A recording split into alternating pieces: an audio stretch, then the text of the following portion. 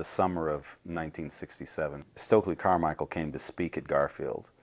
And I barely knew who Stokely Carmichael was, if I did know who he was. And I really had no interest in going to hear him. But my brother persuaded me that I needed to hear what he had to say. And after his speech, and it was a big deal at Garfield. I mean, it was an overflow crowd. In fact, I didn't even see the man. I was out in the overflow area, which is out in the street or someplace. They had bullhorns out there. It was really a large crowd. And I remember after his speech, I kind of walked away from there just thinking, that's nothing to that. And I remember there were very specific comments that as I began to think about them, they began to make a little more sense to me and resonate with me. And I think it had a lot to do with the socialization messages that we are still, in fact, bombarded with. It's interesting that when he was talking about that black people didn't like themselves because of the socialization messages, he talked about the fact that everything that had a negative connotation was associated with something black. The dark of night, angel food cake is white, devil's food cake is black. The Lone Ranger, the good guy, rode the white horse, and Dirty Bart rode the black horse. I mean, and so he drew several analogies like that. And it wasn't until later that resonated with me. And the fascinating thing is that today I'm a diversity consultant, and I work in a lot of corporate settings, and one of the places where I ask leaders to visit in order to challenge their own biases is a place called tolerance.org to take the implicit bias test, which, by the way, was developed here in its early stages at the University of Washington, then moved to Harvard University, where it's been validated hundreds and hundreds of times over and over and over again. Thousands of people have taken the test. And one of the recent studies done on the test shows that 85% of white Americans have a bias either in favor of or against African Americans. The fascinating thing is that 65% of African Americans hold the same bias against themselves. So even today, those strong messages are still resonate within the black community. So for me, in those early years, hearing that, I didn't think anything about it. I saw BS, that means nothing.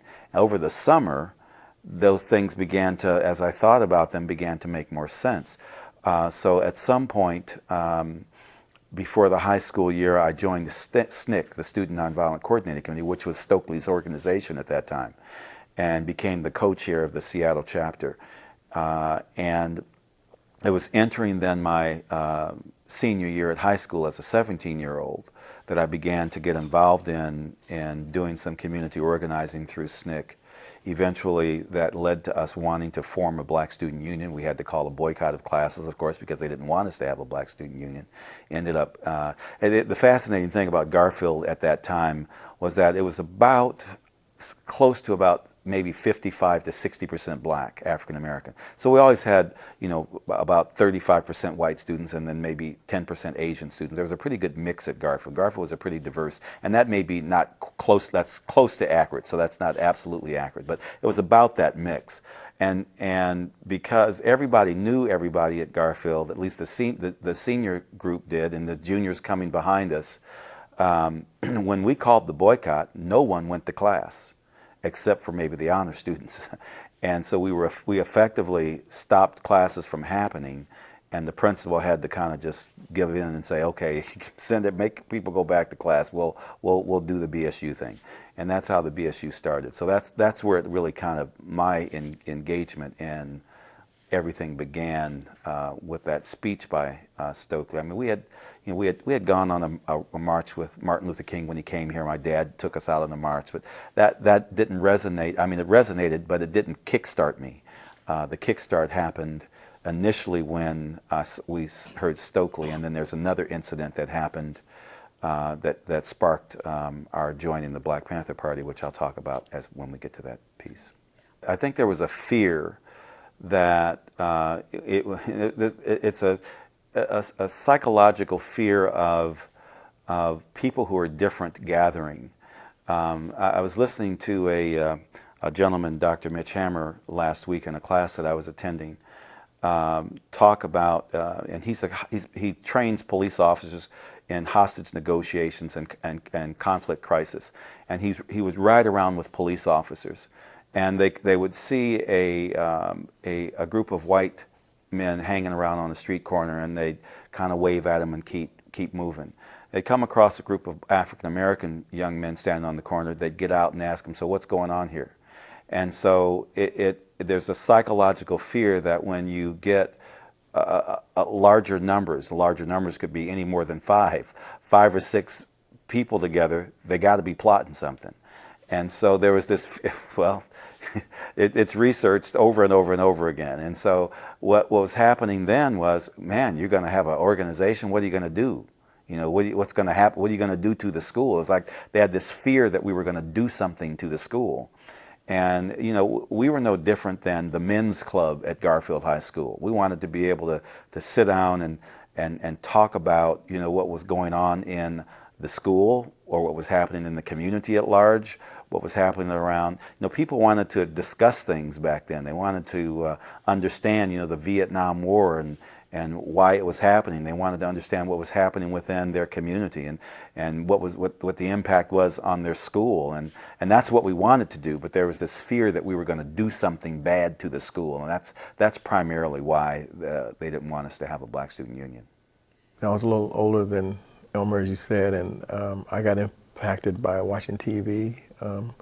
We were very impacted by what was going on down south, and by seeing all the stuff that you would see, the dogs, and that's how we learned about the Klan and all these other things. And there were a lot of bad things happening here too. We knew, I mean, we didn't call it police brutality then, but we knew oftentimes that any interaction between black men and the police was going to be very bad, and oftentimes resulting in a black man's death or severe beating or whatever. So that was my notion. There were things that were happening that were mobilizing a sense of community outside of Seattle that was kind of monumental. And then there were things that were happening here in front of our eyes that were happening, but there didn't seem to be a lot of movement building or energizing around those issues. There was a lot of empathy, but there was nothing really organized that I could see from a young person's perspective. And then in 1961, I was a sophomore in high school at Franklin, and I heard about an organization that was just starting by a couple called, they were Charles and Betty Valentine, and they actually, I think Charles was a professor here, and there was a mixed race couple, and they started a chapter of the Congress of Racial Equality Corps up in the central area, 23rd and Union. They had a little tiny office up above a popular store there. And they kind of put out a call for people to come by and get interested. And every time I went by the office several times, and I was the only one there besides them. I'm thinking, well, what's up with that? So I wasn't very excited about it. But they were talking about stuff that I wasn't aware of in a real direct way, but I was aware of, and that is that they were focused on the fact that in the private sector, not so much the public sector, there wasn't very much representation of black people. And they focused on downtown because this is before we had a shopping center or a Northgate or anything. There was no shopping center. The shopping center was downtown. All the stores were there. That's where people worked. And so when you went downtown, you wouldn't see very many people working there other than doing very menial things, janitors and whatnot. But I never saw any black person selling anything in a store. I just didn't see any. I mean, I would see people, if you went to Nordstrom, you'd see people shining shoes and cleaning. And if you went to a restaurant or whatever, you'd see the same thing. And so they had this campaign that they started, and this is around the time of Martin Luther King's visit too, about kind of democratizing the workplace downtown. So that was kind of my first orientation to that, and we marched around, we had made signs and marched around then the Bon Marché and all that, you know, and ended up kind of shaking up a little bit. But that was my first kind of notion that somehow that people could export something that came from the civil disobedience that we witnessed in the South up here, but very intimidating because there were people who were very opposed to what you were doing. I mean, the things that police would say to you that were downtown, because the property owners and the owners of that stuff, downtown were very protective of the property that they had, and they didn't want anything to happen to it. So then if I fast forward, I graduated from high school. Actually, Larry Godson and I graduated the same year, and I kind of worked a little bit. Actually, I moved to California, did some other stuff, came back, and then I got drafted. And that process was part of my development too, because after I got drafted, I was so naive about what that meant that after I got drafted and sent down to California, I left 2 days later and hitchhiked back to Seattle. Got turned in by my godmother to the police, ended up at the stockade at Fort Lewis, ended up on a train back to Fort Ord, California, and was given a choice. I could go to Fort Leavenworth for 2 years or go in the service for 2 years. I didn't even know where Fort Leavenworth was. And I asked a naive question, was that a better place than here? Of course, the answer was, well, it's up to you. It's a better place if you'd like to stay in jail for 2 years. I said, oh. So I had to make a determination. So I went in the service. I was stationed in different places, mostly in the South, in Georgia and North Carolina. Was primed to go to Vietnam several times, and something always happened because this was the beginning of the buildup where they were going from just so-called advisors to 300,000 people in 1 year. So there was a lot of confusion. In the middle of all that, my mother died, had an aneurysm at the age of 38. I came back, didn't think I was going to have to go back again. They sent me back again. I didn't have enough time left, so I didn't have to go anywhere. So I came out, I came out in 1967. And in the spring actually the late winter, early spring of 1968, I was in the University District at a place, kind of an all-night diner, reading my journal and writing. And a man who was a professor, English professor here at the U, asked me if I was a student. I said no. And am I a writer? I said not really. But he asked if he could read my stuff, and I said sure. I showed him my stuff, and he said, "Well, you're not a student." And I said, "No, I'm not a student. I'm just trying to figure out what I'm going to do with the rest of my life here." I was 23 years old, and so he said, well, if I asked if I would come and talk to him again. I said, sure. So he gave me his card, and I went to saw him a couple of days later. He was up at Parrington, and he gave me a letter, and he said to take this down to Schmitz Hall. I didn't know where that was. He kind of told me where it was, and I took it down, and as it turns out, it was the admissions building, admissions office. So I took that letter, and to make a long story short, he asked them to admit me as a fully matriculated student, and they liked him, I guess, a lot, so they did. So that's how I got into the University of Washington. Shortly thereafter, I met a friend of mine who's deceased now, James Groves Jr. He was a middle-class black person and had a whole different lifestyle than any of us. His dad was a dentist, and he had a Jaguar that he drove, and he made, he got a lot of big allowance and stuff. So he and I started hanging out, and then when the call came about the party,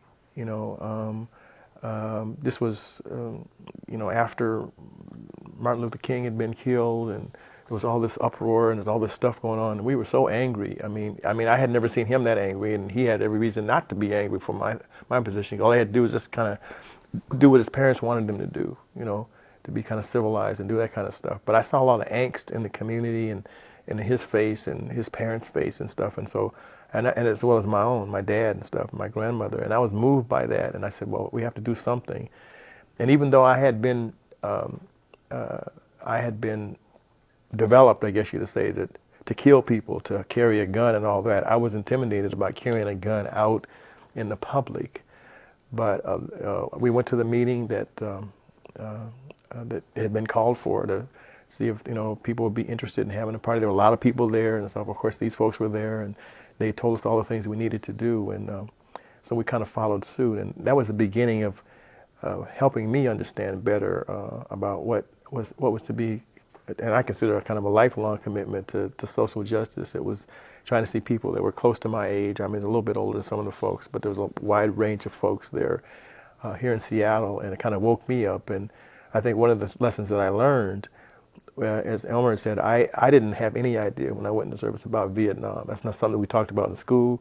We grew up with a lot of Asian people. None of them were Vietnamese. They were either Japanese or Chinese or Filipino. That was it. There were no Vietnamese. I didn't know where Vietnam was, literally. I had no idea. But one of the things that happened that impacted me also was one night one night when I was in basic training, we were in Fort Ord, California, and the Watts riots broke out. And we were just kind of getting started. This was in August. The word came that because it was getting out of hand, they just might take people from where we were at in this basic training base and ship them down to California to patrol the streets. And the issue said, well, where they're doing this in Watts, it's all black people.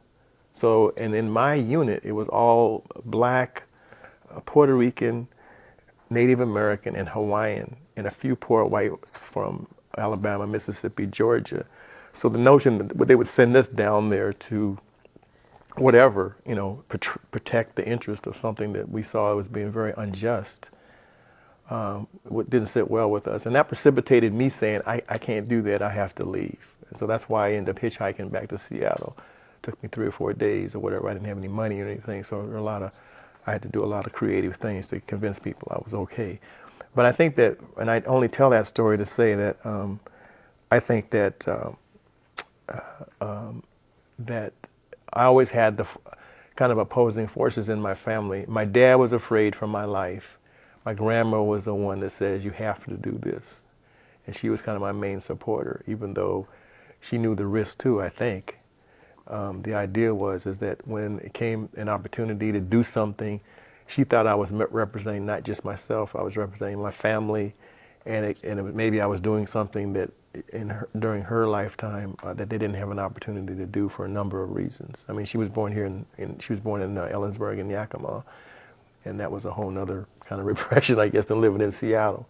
But here in Seattle, nor did we know. I know Elmer's family was from Chicago, but nor did we know the history of Seattle as related to black people. On the surface, it looked one way, but there was a lot of other dynamics. We didn't know about covenants and who couldn't live here and who couldn't live there. The only covenant we knew about really was Broadmoor, because it was the place nearby that had a big brick fence around it.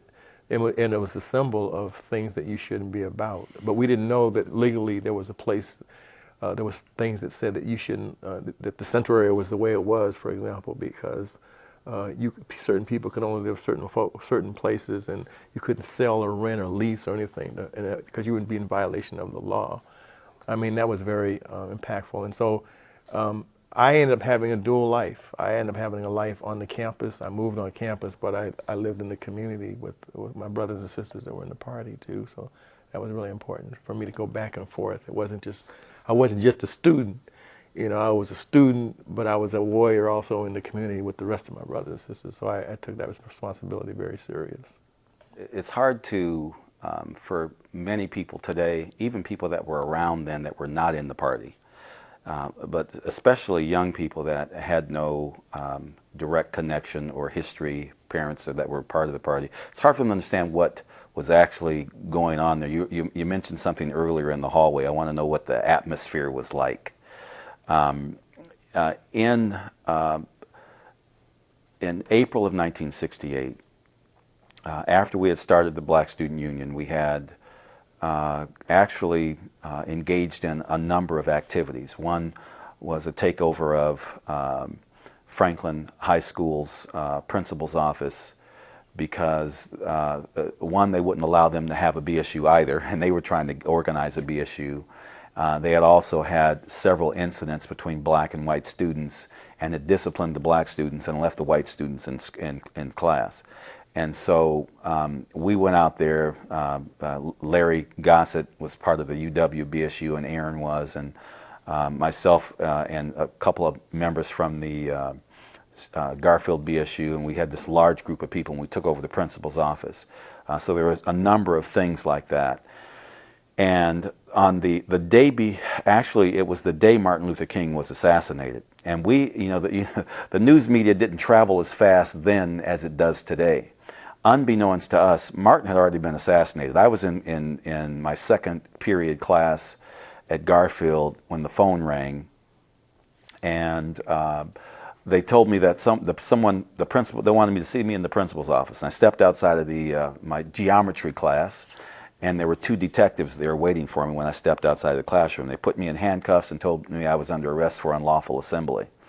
At the same time, they were rounding up who they thought were key leaders. They had arrested Aaron, they had arrested Larry, they had arrested Carl Miller, E.J. several people that were key in the UW BSU, the Garfield BSU. They had arrested all of us. There was about 10 of us they arrested and rounded up. They thought that we were the key people to get off the street. And years later, of course, we realized they did that and timed it at when it happened because they thought that riots were going to break out across the United States, and they were effectively getting us off the street before anything could happen. So it was that later that evening that I'm sitting there in juveniles, first time I've ever been arrested, and I'm seeing the streets on fire in Washington D.C. and James Brown is up in front of a crowd telling people to calm down. And so all of this stuff was going on, and unbeknownst to us, that a couple of days earlier, because Martin was assassinated on April 6th, on April 4th, 2 days earlier, the first member of the Black Panther Party, Bobby Hutton, was murdered in Oakland. And so everything kind of happened very quickly. So I got out that evening. Aaron was bailed out of jail. We had already been scheduled to go to San Francisco State University the following week to attend a Black Student Union conference, the West Coast Black Student Union Conference at San Francisco State. So I had to get permission from the judge to leave town. Aaron had to get permission, and whoever was in that group going down that had been arrested. And so I think it was about 19 or 20 of us went down to attend this conference. And while we were there, we got there on a Friday, we heard that Saturday there was going to be a funeral of this Black Panther. And so most people weren't interested in going, except there were a handful of us said, because we had already had the Black Panther newspaper in Seattle. We knew something about the Black Panther Party. And so we said, look, we're going. And in fact, we went downtown San Francisco on Divisadero and some hat shops and to find a beret so we could put a beret on just to show support and solidarity. We had no idea what we were going to see. When we crossed the Bay Bridge, I don't know if you've ever crossed the Bay Bridge from San Francisco over into Oakland, and you take that exit that drops you down into West Oakland, that's a black community. And as soon as we got off the exit into that neighborhood, the streets were full of black people, all in leather jackets and berets. And I remember the vision, the image that I saw that struck me was, man, this is a black army. It's like, like if you go someplace and see a lot of something, like if you go on a military base and see green uniforms, you say there's a lot of soldiers. Well, it was that same impact. Man, this is a black army. I remember for blocks it was like that, trying to get our way to the church. I remember seeing a group of people standing over on the corner talking to Marlon Brando. Marlon Brando was a staunch supporter of the Black Panther Party. And so we began to see more formations of people lined up now along the streets.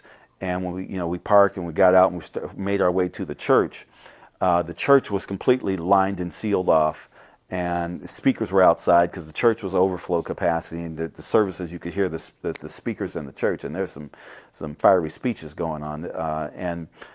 When we got into the community line to walk through and view the body, Bobby Hutton's they were going to close the casket. Bobby Hutton's mother wanted the casket open so that the community could see what they had done to her son. And here was a 17-year-old who had been shot maybe 30 or 40 times by policemen. That's another story. I could tell you that story, but that's another story. But he was hit 30 or 40 times. So he was really, shot up.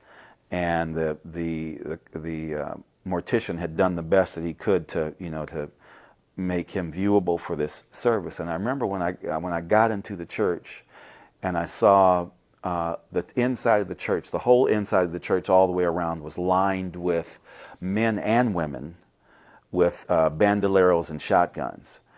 Sisters with their afros on, everybody, and the beret. It was really a beautiful sight to see that was that kind of organization and discipline, people willing to defend their community.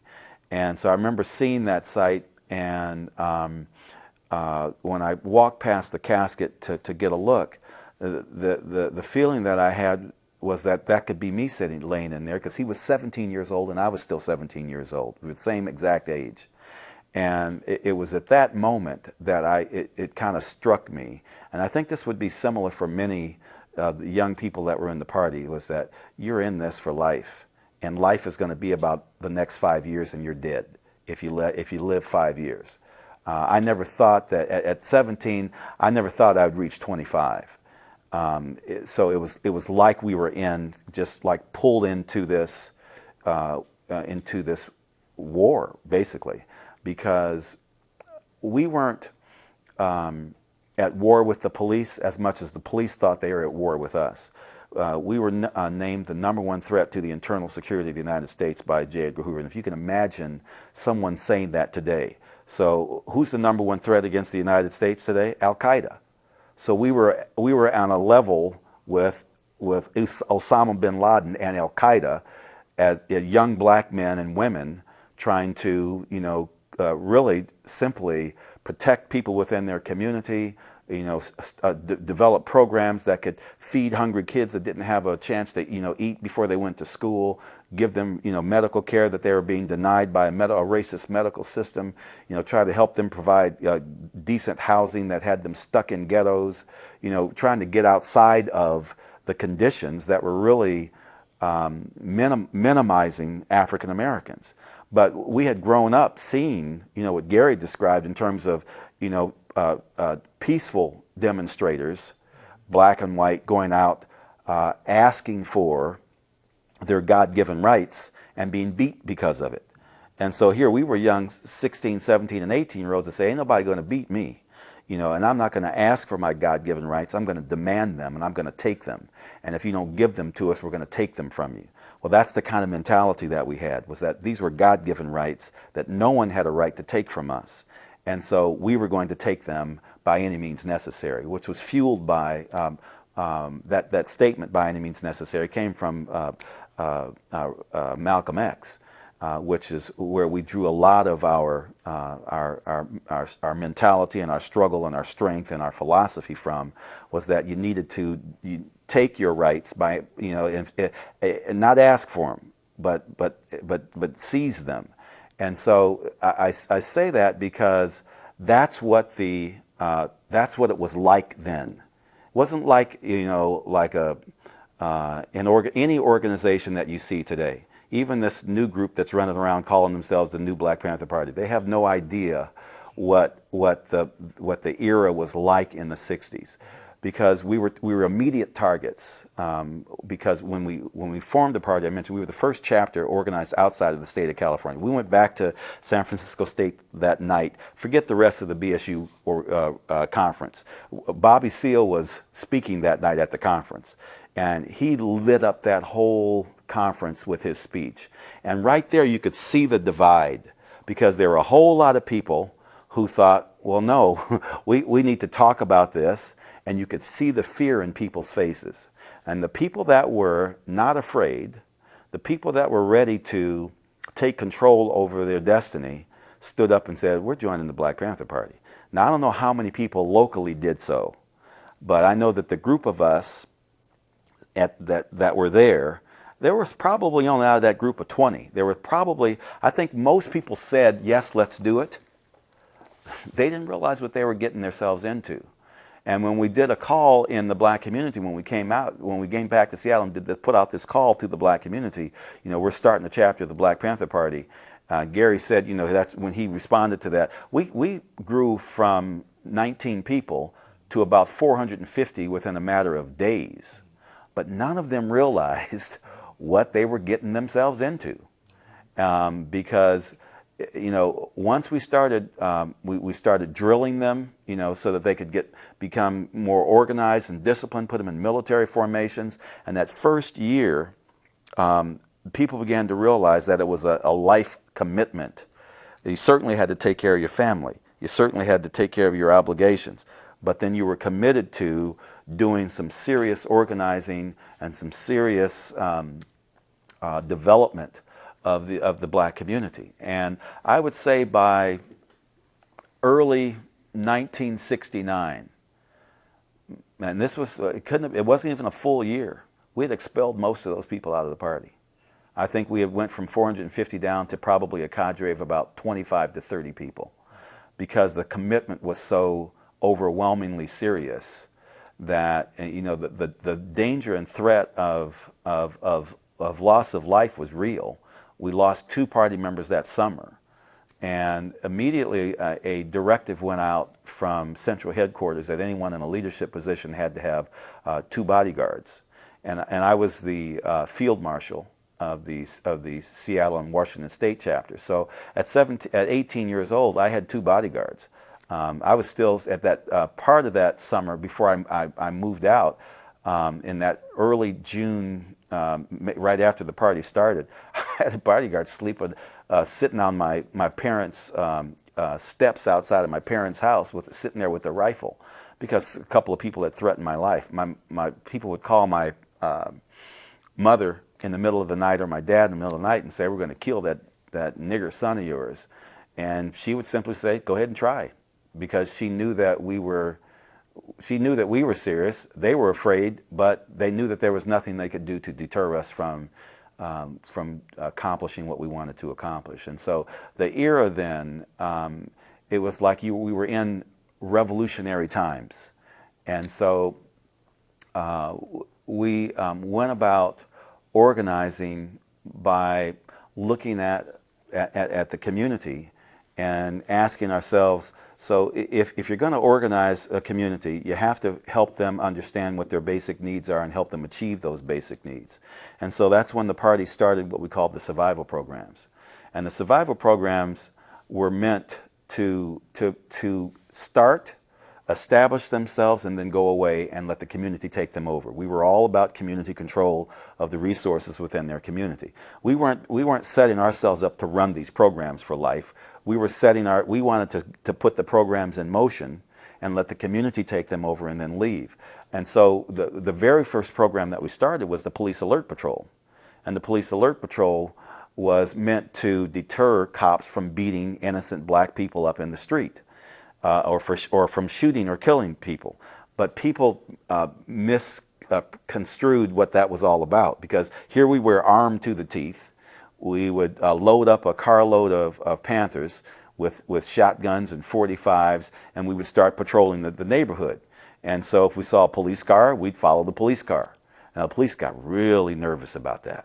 So they would call up, back up, and then they'd pull us over for a broken taillight, and we'd have this small confrontation. We'd take our arms, and they'd tow the car away, and then we'd walk down the street with our arms. They weren't going to take our arms. But that gave people the image that, woo, these are some bad dudes, but they're now the defenders of the community. So people saw us as their personal bodyguards, which was not what we were. And so very shortly after that summer of '68, Huey issued an order from prison that said the police alert patrols had to stop. Even in the beginning of the party, we were called the Black Panther Party for Self-Defense, and people misconstrued that we were going to be the neighborhood's personal bodyguards. And so if there was a street hood that wanted to go hold up a store, then he thought, well, let me go hold up the store and the Panthers will protect us. So it was like, no, wait a minute, people are getting the wrong impression here. So we came out of uniform. The leather jackets and berets ended after that first year, because people began to abuse the uniform. People would put their uniform on and go heist a store, and they'd say, ooh, Black Panthers held up a store. Or they put on the uniform so they could catch girls. It was a girl draw. Ooh, you're in the party. So Huey sent out an order: no more leather jackets and berets in public. The only time we wore those were at official party functions.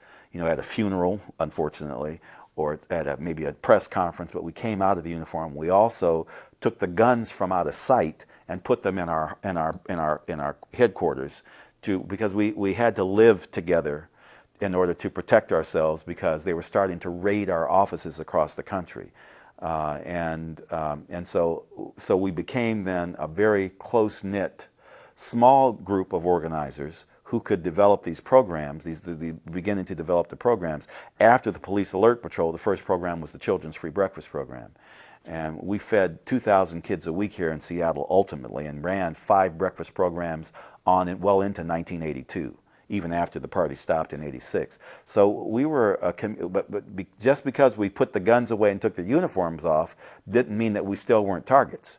We were still targets, and we were still, in fact, the #1 threat to the internal security of the United States, according to J. Edgar Hoover. And so that was what it was like. We were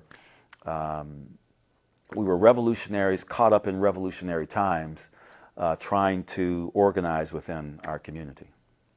The other thing I think is important to say is that there was a deep, that the party came out of a deep radical tradition. And we didn't, I didn't know, but Elmer and other folks let us know, and Aaron, that Huey Newton, Richard A. Elkey, Bobby Seale were students like us. They were students, and some of these ideas that they had about changing the world and making the world a better place just drop out of somewhere. Whatever they read, they studied, they were trying to find what analysis worked for all of us or whatever. Really they were talking about human rights, but we didn't use that term that much, but that's really what they were talking about.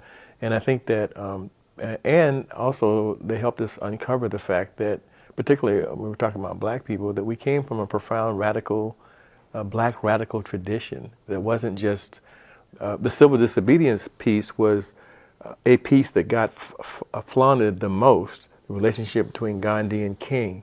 But then we begin to find out about other folks, even before Malcolm, Du Bois and Richard Wright and Langston Hughes, and all the things that people had done before those folks, and even going further back, Frederick Douglass, whoever, who had really made a strong stance, and a lot of times put it in writing, so there was a record to follow and whatnot. And so this whole notion about where black studies came from, it wasn't necessarily an abstract thing. It was very pointed, and very necessary. And so what I think is important to say is that there was that created a lot of tension. And I remember, I wasn't here then. I had moved back east to finish going to school. But even when they showed Roots, the TV show, it created a whole lot of this, it was like made people mad, because people didn't know, even though this was a depiction of one man's story, Alex Haley's story, it just made people mad that people would be treated like that the family was separated and all that, because that's not something that we had a lot of familiarity with.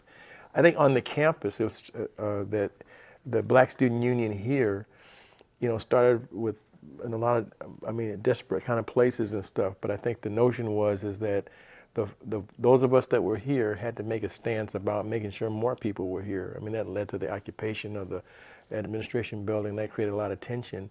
But one of my responsibilities as being on campus as a Panther, one of the kind of co-leaders with Anthony and some of the other folks that were here more frequently, was to be able to go into dorms and talk to folks about our analysis about the world.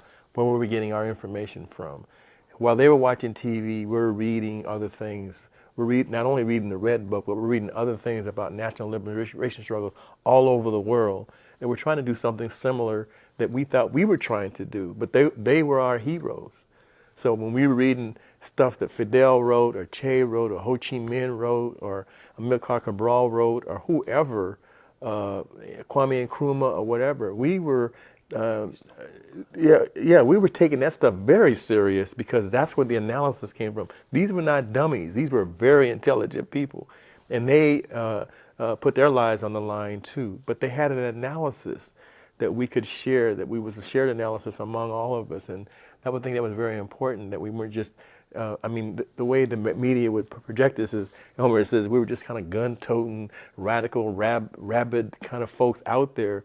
But and the other thing I think was very important, and this drove people out too, was one of the requirements was, and this sat well with me because I love to read. I was an intellectual, is that we were required to participate in political education, and so we had to study stuff, look at stuff, analyze what is it about, know what the stuff in the rhetoric that was in the newsletter, what did this mean?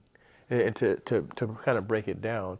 And I think that segued also onto the campus. Here we are students, and we're 35,000 daytime students, and just a few of us here, 1,000, maybe 1,200, profoundly outnumbered. But the idea was we were here, and so you'd meet all this bias in the classroom, all these ideas. And whether you talked about something contemporary or something, when people were said we were studying the great ideas of our time, and none of the ideas of the people that we were interested in ever came up unless we brought it up. And so it's almost like I thought sometimes we were re-educating the camp, or the professors even, that they needed to have a wider worldview. They needed to include that in their analysis, and it didn't just need to come from the Black Studies program, because the Black Studies program was a clear regimen that got imported from someplace else. And David Lorenz was the first chair. Remember him? They came from Chicago, and he worked with Lerone Bennett, and they were very radical. I mean, he was like one of the most angriest black men I had ever met in my life. Little short guy and stuff, but he's like he was on fire all the time. But the idea is that I think that we began to know that we had some legitimacy for being here, that we were looking to make the campus more humane, and that gave credence to the Black Student Union movement. It was segued, as Elmer said, out into the community already. So they had a Black Student Union Alliance that were in all the high schools and middle and junior highs, as they call them then, that continued to flourish. There was something going on. There was a lot of excitement in the community. And I think but it did create a lot of tension. It created tension because if we only looked at history, we knew that the more you raised the contradictions of the society, the more you demanded your freedom and your humanity, people were going to push back in a lot of different ways. And so we got pushback here on the campus, and we got pushback in the community. But we tried to hold the line. And then there's some people who, and then we also had to fight the opportunism in our own community. I mean, there was a lot of it. There was a vast separation between us and the so-called middle-class Negroes, who would be the first ones to stand in line to debunk, our methods, our strategy, our philosophy, our whatever, our persona. And that upset us too, because these are people who were handpicked by the media to represent our interests. And so it's almost like you had to break something or do something crazy, and then we would get the attention that we needed.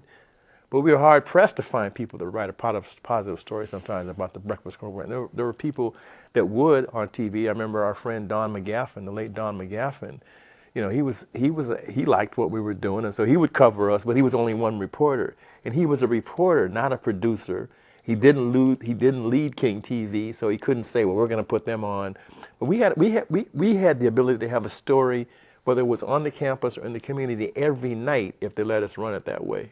That was interesting. A human interest story, something that needed to be said, that needed to be clarified, an issue that was out there or whatever, another perspective about the way the country was being run or the city was being run or whatever. So I think, to me, I think that, I guess my whole point is that I think that one of the things that led us to be more emboldened about our perspective was that we were, to a small degree, or to a significant degree, intellectual about our plight. We weren't just out there doing stuff to be doing stuff, but that we had something that that we were enamored with, that we believed in, or whatever. And the heroes and sheroes that we lifted up, that we put in front of us, we took very, very serious. And unfortunately, hardly, except for Huey and Bobby and Eldridge and some of the others, hardly any of them were alive anymore. They were like dead heroes. Nevertheless, they had a litany of success, in our opinion. I think Elmer was right, is that I think the things we said is that we had a common destiny. Was we were either going to die, we were going to go to jail, or we were going to go we were going to go underground if we wanted to survive. Those were the three things. And when you think about it, that's that's not a very bright future to think that that's what you have to look forward with as a young person of African descent in this country. But I think that we thought that if it took people to die to lead our cause, and that's what would have to happen. I mean, we weren't volunteering to die, but we were saying if that's what it took, that's what we would do. And so I think, and that did create tension and fear, and I think it did create a lot of angst in our families. You know, our parents, our grandparents, or whatever, were scared to death that somehow, because I mean, they were growing up at a time, as I said before, when they knew how the police acted. Excuse me, they knew that you didn't have to be too far-fetched for people to take you out. And so the fact that we were being a little more bold, or a lot more bold than they had been during their era, in a collective way, didn't bode well for any of us in a certain context. But certainly that was the statement that we were trying to make. And I think that when we look back on it, I don't know if we would do it any different. But I do know that when we talk to young people now, and people, I mean, the most common question we get is, can we start the Black Panther Party over again? And the answer always is no.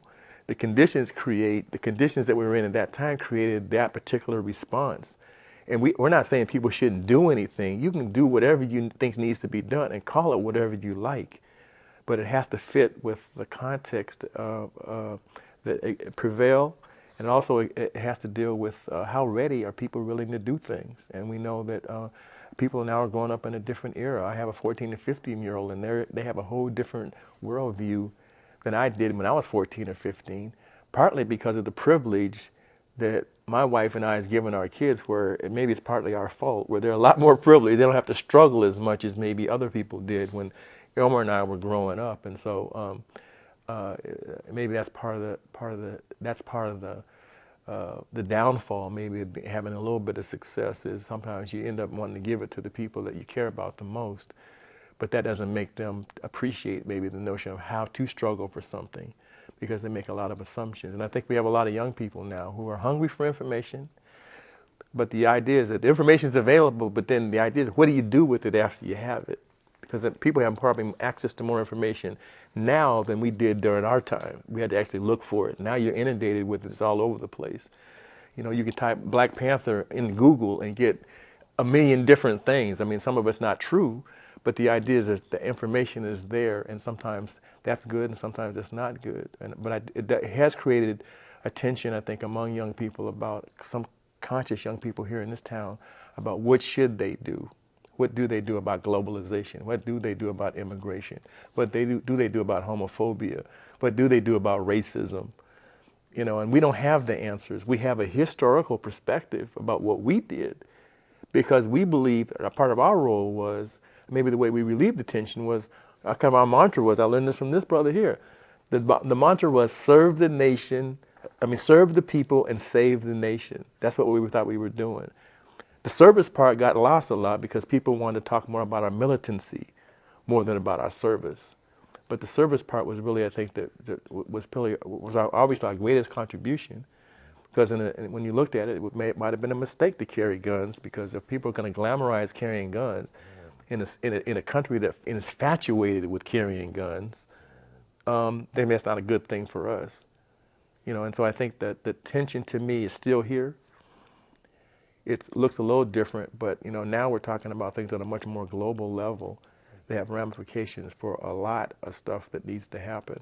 I mean, if I was to ask people ask me, what should we do? But it pains my heart when every time you see a picture of Africa, it's always the same story. People dying, people killing one another, people not being able to figure out how to settle their differences.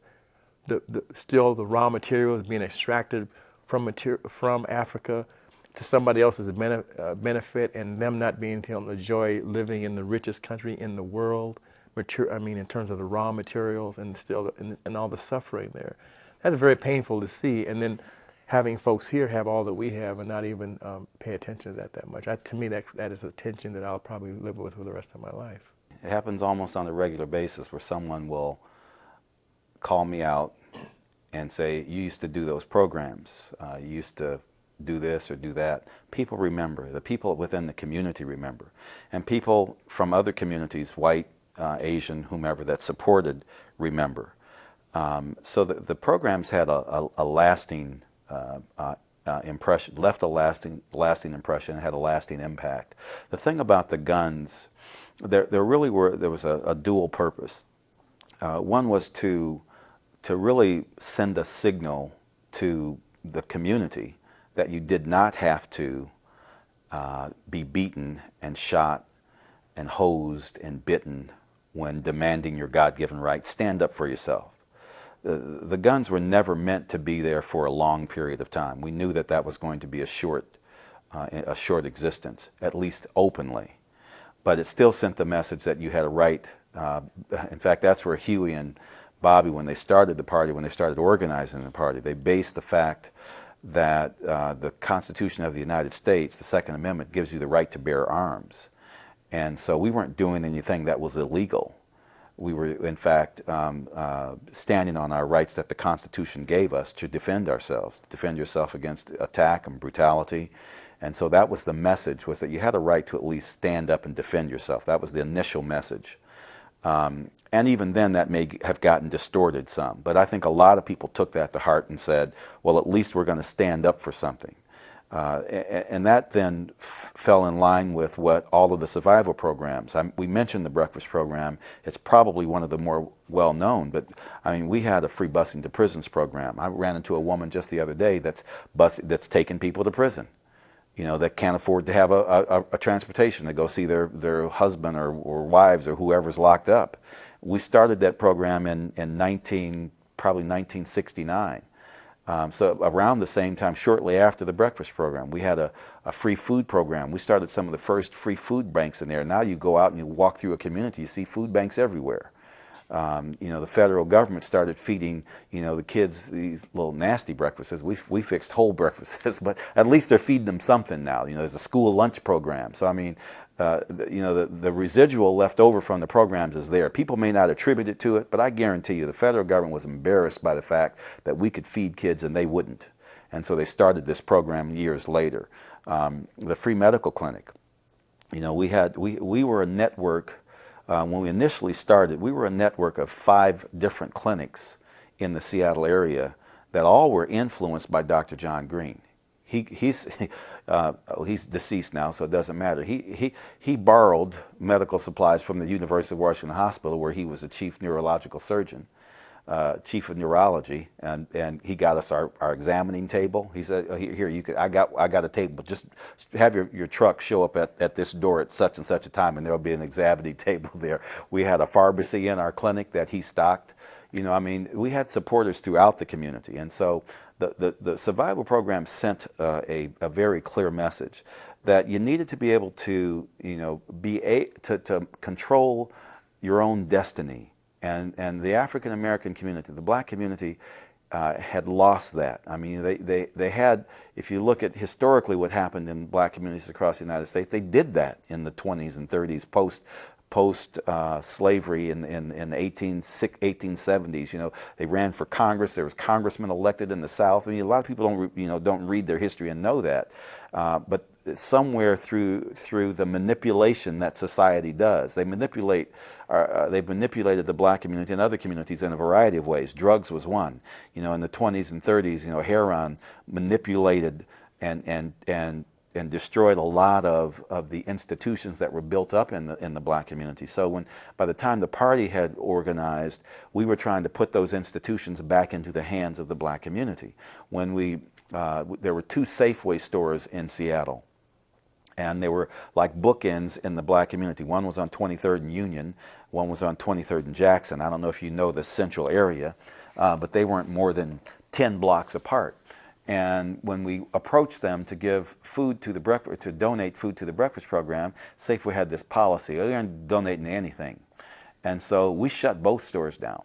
And didn't take, that summer in '69 when we shut those stores down, Aaron was in Oakland with doing something with Bobby and doing some organizing there. I probably had maybe 10 Panthers in Seattle. And half of them worked during the day. We were running a summer liberation school.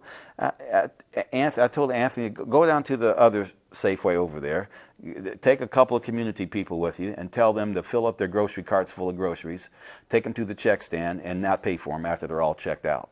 We did that a couple of days. Both stores had nobody in the store because people knew who we were, they knew what the breakfast program was about, and they listened to us. So the organizing happened because the word about those programs spread very quickly, and people knew what they were about. So it's not like, when you think about in the community where people kind of afraid of the Black Panther Party, well, the people that knew us weren't. I think, as Garry said, some of the intellectuals who were sitting back philosophizing about, well, we need to do this or do that, and they were doctor this or doctor that. Well, we had terms that we used for them, and I won't repeat them here. But we used to have a philosophy which was use what you got to get what you need. And there were, at the same time we shut the Safeways down, there was a little store right around the corner on 23rd, 22nd and Union, a block back from where Safeway was, Richland's Mini Market. A little Jewish guy, Jack Richland. We didn't go in there and pressure Jack Richland and say, you will support to the breakfast program. We went in there the same way we went into the Safeway store. You want to contribute some eggs or something to the breakfast program, help us feed these kids? Jack would cut up meat, bacon for the breakfast program. He'd give us, 10 dozen eggs, give us bread, whatever he had that was extra, he would give us whatever he had. Sometimes it was a little bit of nothing, sometimes a lot more, but he was a giving person. And the community knew that. And in fact, if someone went to throw rocks through Richland's window or something, we said, wait a minute, he's supporting this community. He's not taking money out of it.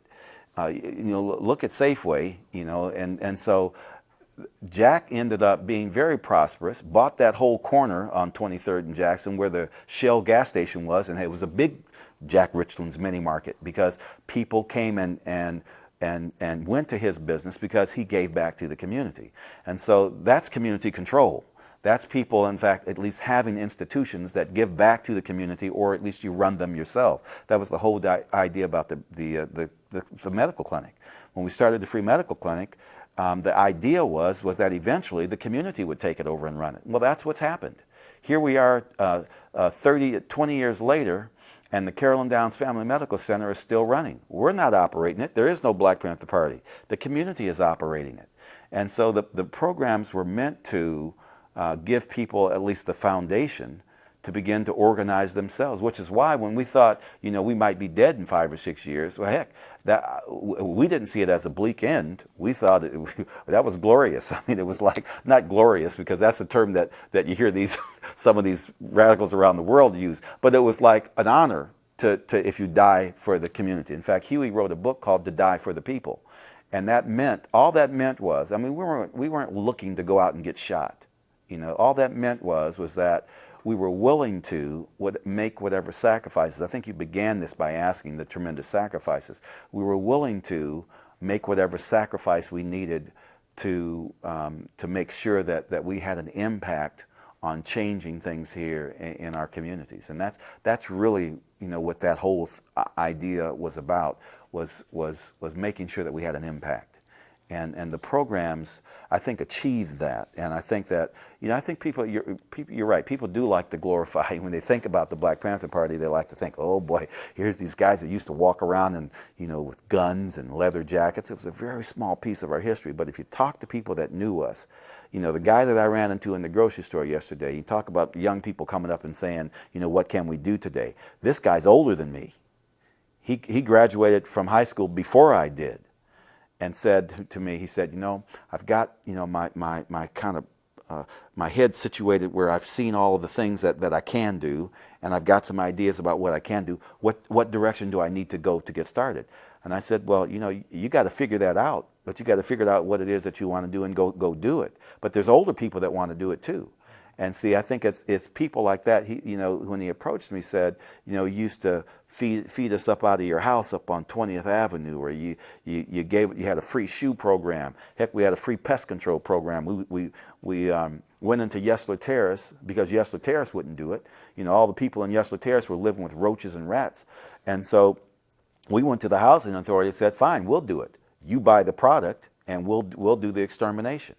So you had to be licensed to do it. So we sent Ron Johnson to school, to a 2-week program where he became licensed to be able to handle pyrethrin, which was the stuff that would really kill rats instead of Raid. Raid wouldn't do anything. And so we exterminated the whole Yesler Terrace housing unit with just about a handful of us. And so, people remember those kinds of things. And it wasn't primarily about us. It was primarily about the community.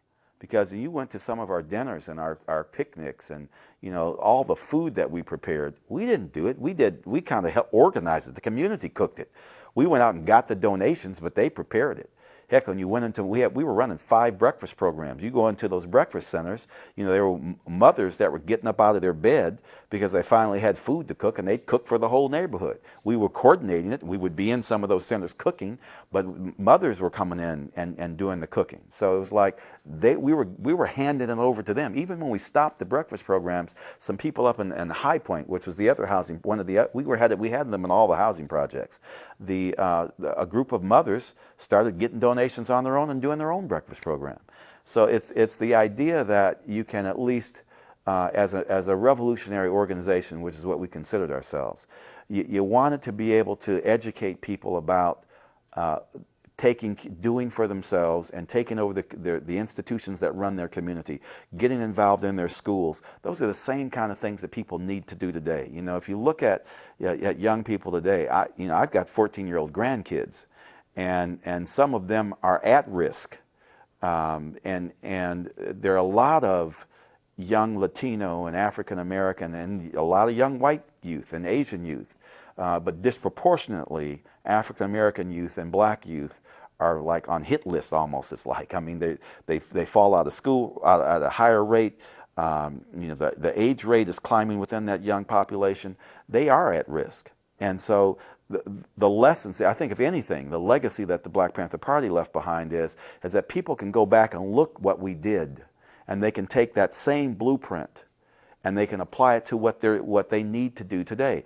Get control over your schools. Get involved in the PTA or whatever it is. Go down to the school board. Get on the school board. Get involved in your the education that's going on in your schools within your community. If people have the resources, and we have left a legacy behind, and all too often people that weren't there, or they wish we're back, come back and organize this again. All they have to do is look at the legacy that's there, and they can take a lot of the exact same things that we did and use them today to impact their community. They don't need to start a big party or a big organization. Just take some of the tools and some of the strategies that we employed and apply them to their communities today, and you can see that they can have some sort of an impact. That's the legacy that the Black Panther Party left behind. The party was under such aggressive attack from the national offices, like the FBI, the ATF. I had my apartment raided. I served 14 months in prison in Oregon. During that time, Huey employed a strategy that was used when Mao Zedong was building a revolutionary organization in China, which he called building a base of operation, and he pulled out all of the key people, which ended up being a mistake, all of the key people out of the chapters across the country into Oakland to build this base of operation. We were running Bobby Seale for mayor. Bobby Seale came that close to actually getting the mayorship of Oakland. Elaine Brown ran for city council twice, and came that close to, Bobby actually forced a runoff in the mayor for Oakland. And Elaine forced a runoff in her second bid for city council. But the idea was to build this base of operation and then move outward from there. That left a skeletal structure in most of the chapters around the country. And the ironic thing about Seattle was that when that happened, I wasn't there to be pulled into Oakland. I was serving time in Oregon.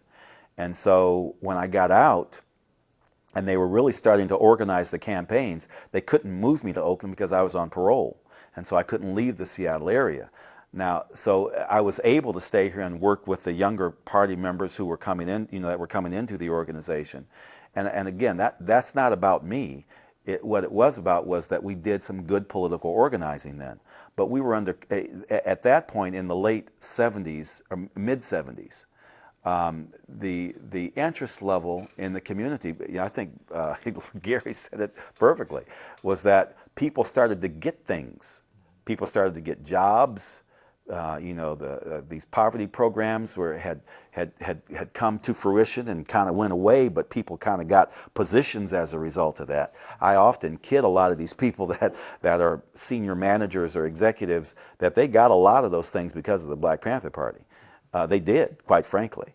And so people were getting things. And so it's like all of a sudden, things were not as important anymore in the community, or at least to the community, or for leaders, our so-called leaders now. And it was almost like a kind of a backslide. Internally in the organization, the party was going through some very difficult turmoil, and chapters began to fall off very quickly. We were the highest producing chapter in the country at one point in terms of selling papers and all of the programs that we had. Oakland had the most operation, obviously, because they had the concentration of all the party members. They had a big infrastructure there. But outside of Oakland, we were the most productive party or organization. But even after, as our numbers began to dwindle, people began to have lives. I had 4 kids at home. So there's, in some way, we needed to make some transition. And as we were transitioning, we began to develop a nonprofit agency. They had already done so in Oakland. We were following that model. And then there was a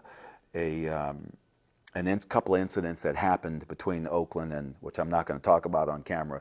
You can read it maybe in a book years later. But there were a couple of incidents that happened that caused us to separate. And so that was in 1976. But the programs didn't stop.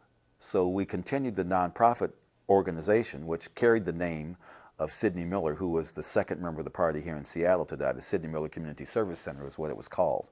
And we continued with our plans to build the Carolyn Downs Family Medical Center. It was actually going to be, Carolyn was working with us at that time. It was actually going to be the Sidney Miller Family Medical Center. She died of cancer at a very young age in the process in 1978. And so 79, I think it was, 78, 79.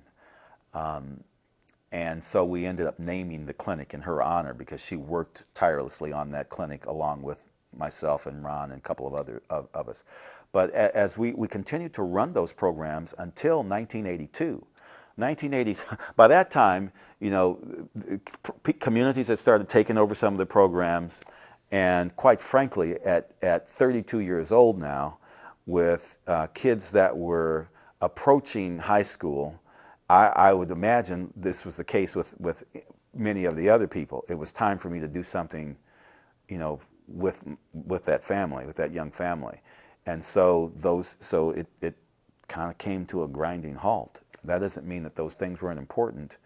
But I think that the truth is I think, as I said earlier, that we didn't know how long we would be in existence. The idea was we wanted to do as much as we could before we either were dead or imprisoned or whatever. And so as things began to wind down, if you think about the timing, 1982 was the start of the Reagan years. And we had a lot of support here locally. We were able to, because we were a nonprofit organization, we were able to get some funds to run the programs. We were just on the cusp of opening a full-time school. And all of the funds that were helping us do this, because there's only a certain extent that you're going to be able to do with donations. We come out here and collect donations on campus. Heck, the students at the University of Washington for a number of years were the biggest sponsors of those breakfast programs, just by shaking cans on campus. But we couldn't continue to run a nonprofit organization that way, and we couldn't build this clinic in that way. We had to apply for some federal money for we got the first National Health Service Corps money to really seed several of the clinics here in Seattle, including the Carolyn Downs Family Medical Center. And so a lot of the peripheral funds that we were getting from other sources began to dry up as Reagan was emphasizing, as the me generation was coming about and emphasizing, building big business, and big business would take care of all of us, right? I mean, we sure knew that was a lie.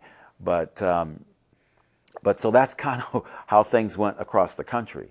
Those monies began to dry up somewhat for nonprofits that were organizing and doing those kinds of things in the community. But I don't, if the reality is that was kind of where the party began to end. But I think if you look around the community today, and you look around the nation, there are a lot of grassroots organizations that are doing some really good stuff. And so I don't think it's ended.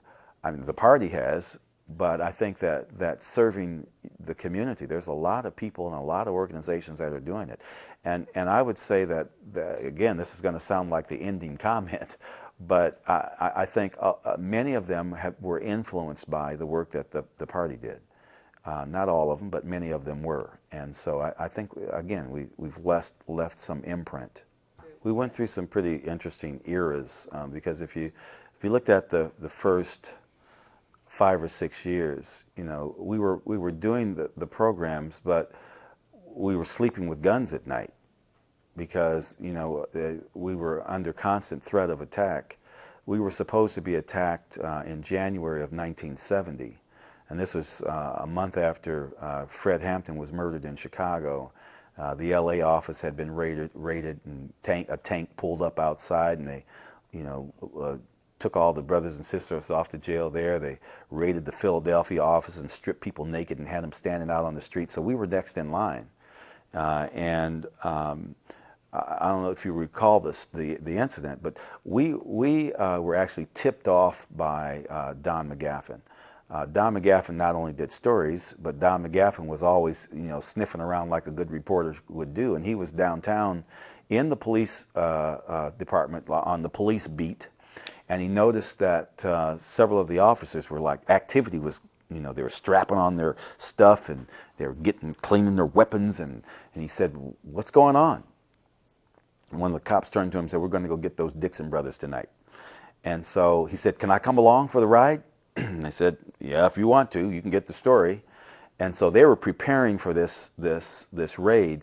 He called us up and told us they were coming. And so we went on red alert and did our thing, and which was we had a pretty broad network of support. We were ready for them. And the community that supported us, we had a phone tree system, was ready for them.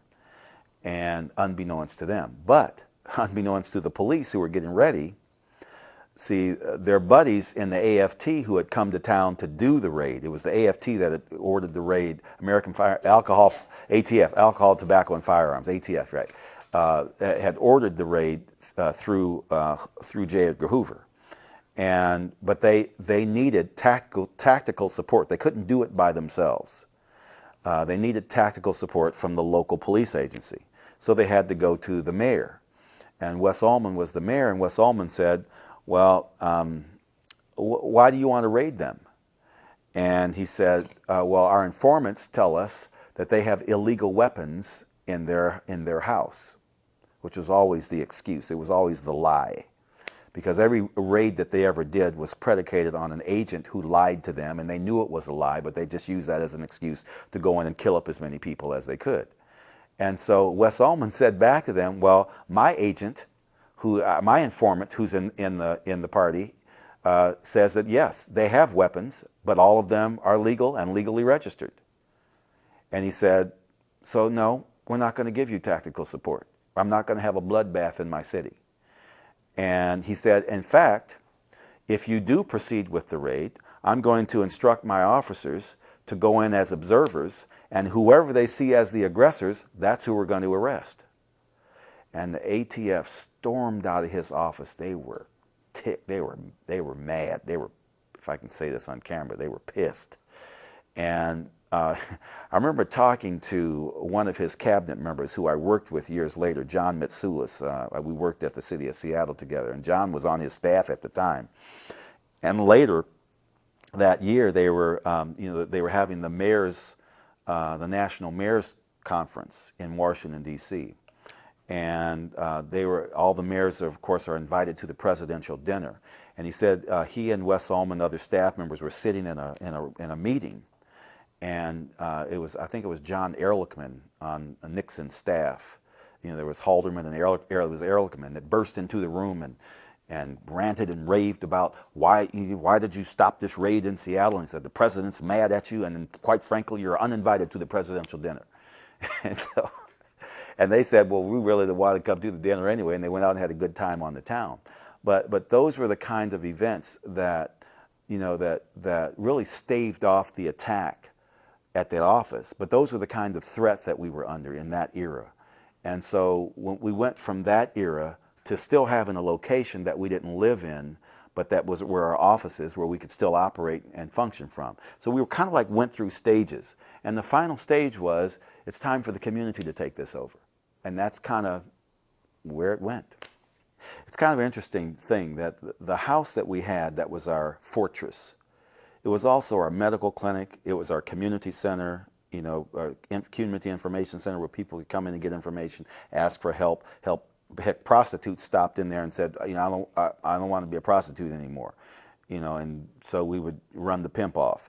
I mean, it was a place where people knew it was like a safe house, and the police hated that house because it was fortified. We had steel and plyboard sandwiches on the windows. We had sandbags everywhere. When people came in to get medical treatment with their babies, a well baby clinic, they walked by sandbags. And they weren't afraid when they came in there, walked by sandbags to the back to see the doctor. They felt safe, quite frankly. But it was intimidating to the police. It was like they had a fortress. They've got a fortress and we can't do anything about it. They've got a fortress that we can't penetrate. We want to attack it, but we don't know how we're going to attack it. And so when they moved out, I say when they moved out of the house, because I was now incarcerated, they decided to move out of the house and just get a regular house. The police went in and tore the place up and tried to see how we had fortified the house. I don't know if they were looking for something illegal or whatever. But once we did that, once the house was gone, once the fortress was gone, and the guns were no longer visible, it was kind of like they began to back off. And once they backed off, and we could, go about doing the work that we wanted to do, the animosity went way down. I can't recall the number of times. In 1969, I was arrested 13 times for petty stuff. I'd be followed everywhere I went. And finally, in 71, when the Freedom of Information Act passed, and we could get our FBI files, I got a file this thick, I could really see to the extent to which I was being followed. I'm sure they did that to all of our members.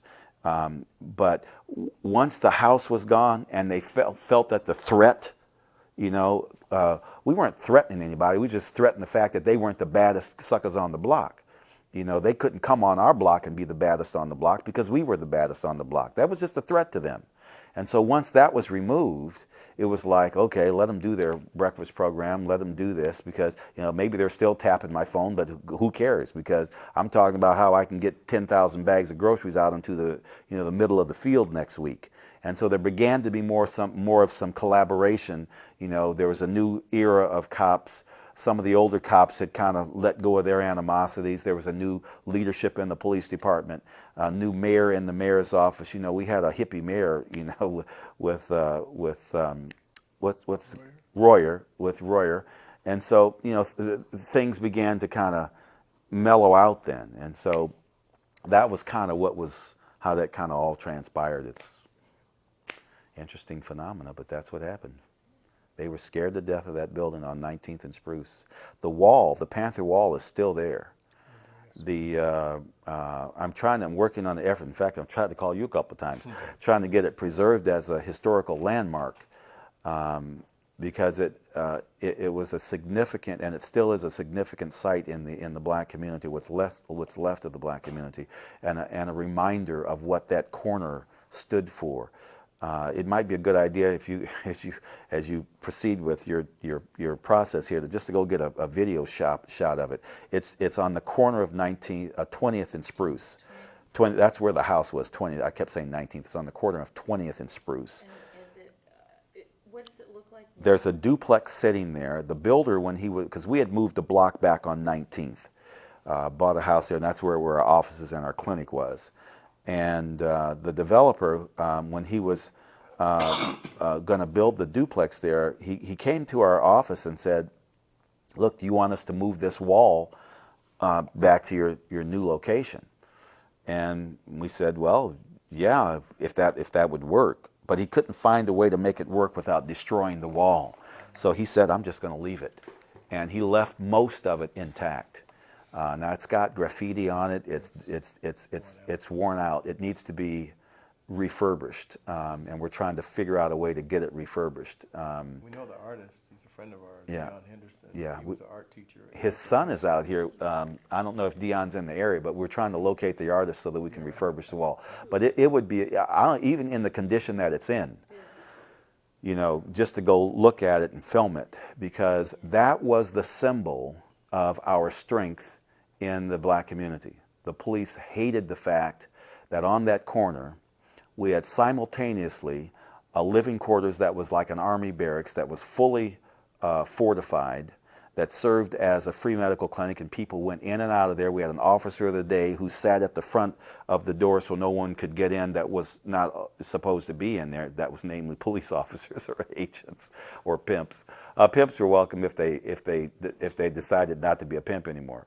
But it was like a safe haven house. And the whole idea of, just one more detraction, the whole idea of a safe haven house, that lasted for a pretty long time, even after the fortress was gone.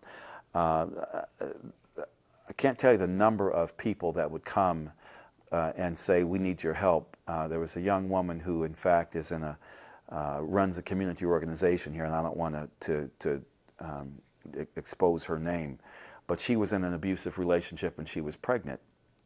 So even though we weren't openly carrying arms or had arms stored, you know, visibly, we still had access to weapons. And so we said, "Fine." He comes over and tries to beat you on a regular basis. Yes, okay, so we're coming and just kind of live in your apartment for a couple of days, for a couple of weeks. And so we went in there, you know, and the word got out that there was some Panthers sitting, and this was in like we weren't even Panthers anymore, but people still thought we were. This is like in 1980 or 78 or something. I don't remember the year. She can remember the year. It might have been 76.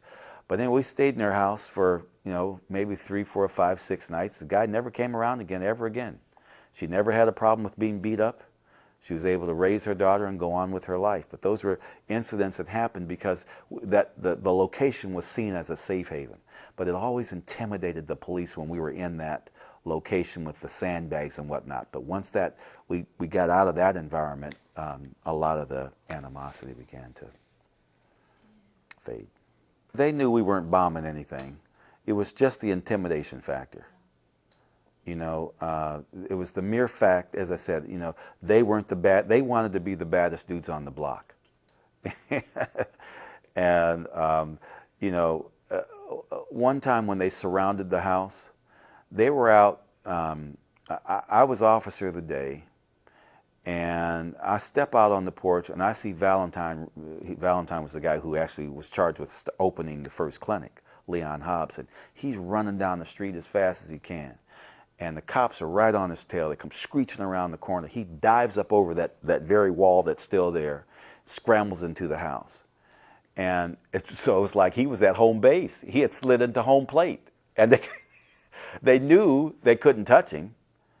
But what they did was, so they called up their arms, and we called up our support, you know, the community, and they started surrounding the office. You know, 100 police cars started coming up. The community showed up because we got on our phone tree, put up our gun flaps. As soon as we put up the gun flaps, the police started backing off because the gun flaps would come down over the windows like this, and the flaps were down.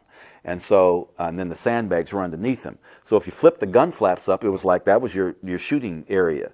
And so as soon as we flipped the gun flaps up, then they started backing away. Well, the community then came in and surrounded the whole office with, standing around playing guitars, white folks, black folks, whoever, smoking a joint or smoking a cigarette, or they had they brought their Doberman pinchers and their police attack dogs, and the community's they got us protected from the wall of the cops, and that all happened within like about 20 minutes, a half hour, and so they wanted to attack, but they couldn't, and so.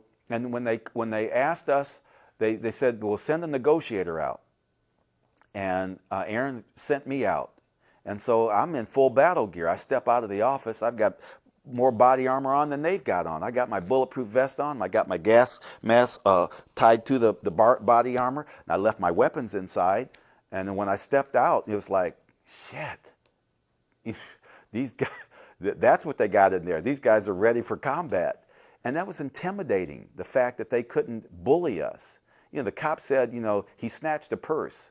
Well, he didn't bring a purse into the office. Where's the purse? Well, I don't know, maybe he threw it away. Well, Valentine, he don't snatch purses. And he said, well, we got a witness that says he does. We said, produce the witness.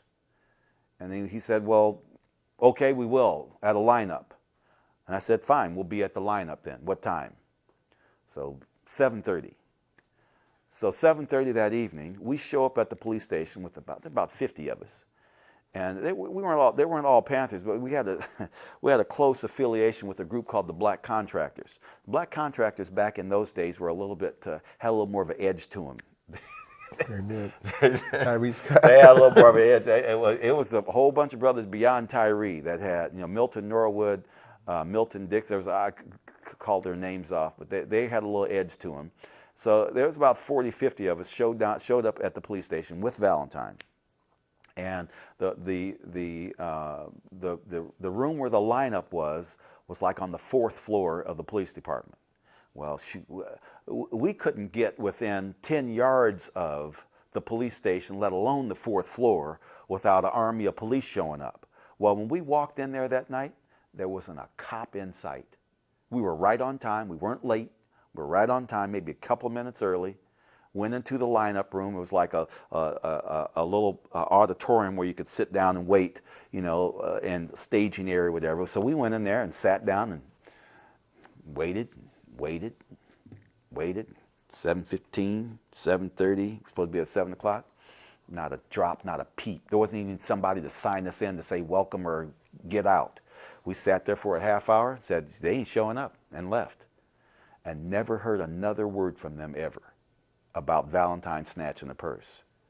And so that's what that office symbolized. I shared that story because it was like he was huffing and running down the street, but he was in Panther territory now. But and he was within a block away from the office, and the cars come screeching around the corner like trying to get him before he got into home base. And when he dove over the wall and slid into the office, I'm standing in there with the .357 in the drawer, boom, slammed the door and put the bolt on top. The door was this thick, and it was like, boom, that's it. We can't touch him now. That's why that house intimidated them so, because it was the safe haven. I just tell one quick thing, that is about intimidation. That is that I know I felt more intimidated in the U district, and I probably felt in the community because of what Elmer just said. There was a certain notion that there were a lot of things that we had to take care of, but I learned in being in the party that we had to be vigilant at all times. We had to know our surroundings. We had to know where to go, where we were at. So we weren't just rolling down the street. We knew that when we left together, 9 times out of 10 they were going to stop us someplace, and that whoever was driving had to have a driver's license or something to say, forget about who we were. We're not driving, so you don't need to see our ID. But that created the whole notion about a mantra among us about what appropriate behavior was. If he's driving and he's doing the talking, he got a driver's license, everybody shut up, don't say anything. Because that's what creates the drama that would go on, and that's all people needed. They all needed is an inch to take it into being a mile. But I felt more intimidated being in the U district. There were several police officers that hated me. I hated them, and we actually said, I know that one of us is going to take the other out. And I used to dream at night. There was one little mini March story on 40, off of 43rd that the cop would, he don't call me a lot of dirty names and the N-word. And he was in there all the time getting free donuts, I guess. But He was a big dude. big dude. You remember him? Oh, yeah, he Big arrested me a dude. couple And I times. said to him, one day, I said to him, come out here for a second. So I said, you see those bushes up there? And there were some bushes that were right off of 15th at the hedges up above. And so near the, well, I can't say what it was near, but near a parking lot, I guess. But I said one of these days, I'm going to be laying in those bushes. And when you come out, I'm going to blow your head off. And he said to me, not if I blow your head off first. And I said, you're right. But promise me, the world will not end, we will not end the world together. We'll be, and that's how I felt about him, and that's how he felt about me. Now I'm thinking, gosh, I'm not even that kind of person, but that's the kind of animosity that he brought out of me. You know, I was a kind of a nice guy. That's why people would be wondering, what, you're carrying a gun, you're doing this, you're doing that. You're the guy who used to make us laugh all the time and all that kind of stuff. But I think the other thing I would say is this, is that I think that the last thing I'll say is that the notion of self-defense for us was very profound, and what helped me was it segued with something that I had learned from my dad. And my dad had said that no one who looks like you or no one in your situation or any of our situations should accept what he called wolf tickets. And that is that I was taught not to accept a threat. So if you said you were going to kick my behind or do something to me, that was my notion to strike first. And that coincided with what we thought. You couldn't threaten us. If you were threatening us, that meant it was on. And you better, the only thing, I think the thing that we had to learn kind of to be judicious about striking when we didn't have to, because you kind of could back people down from what they really wanted to do. But I think that was true with the police. In every situation I can think of, when they said they were going to do something to us, we called their hand, wherever it was, whether it was Rainier Beach or around the corner from where he lived, or in the office on 34th, or the office on 20th and Spruce, or wherever we're at. When they said they were going to do something, the idea was, well, you're going to just have to do it, and we're going to see what's going to happen, but we're not backing down. And I remember one time, the very last thing I'll say is that one time I was in Aaron's house, and we were going somewhere, and we had some stuff in the car we weren't probably supposed to have. I won't say what it was, but it was pretty intimidating, and it could be. Well, I just say that. Anyway, we left, and when we got about a block away from his house, the police they were looking for Aaron anyway, or all of us, and they stopped us. And the car was, there were two other people in the car, Anthony Ware and somebody else, and myself. And so they had their guns on us.